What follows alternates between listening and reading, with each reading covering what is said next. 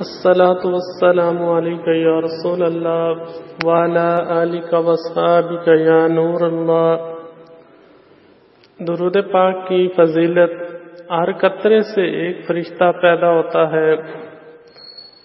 اللہ کریم کے آخری نبی صلی اللہ تعالیٰ علیہ وسلم کا فرمان برکت نشان ہے، اللہ پاک کا ایک فرشتہ ہے کہ اس کا بازو مشرق میں ہے اور دوسرا مغرب میں ہے۔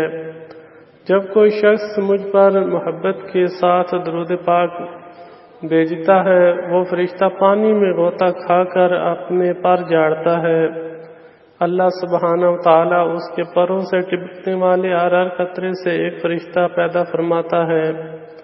وہ فرشتے قیامت تک اس درود پاک پڑھنے والے کے لیے استغفار کرتے ہیں۔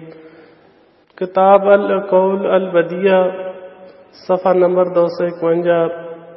کتاب کن لوگوں کی دعا قبول ہوتی ہے، صفحہ نمبر 1۔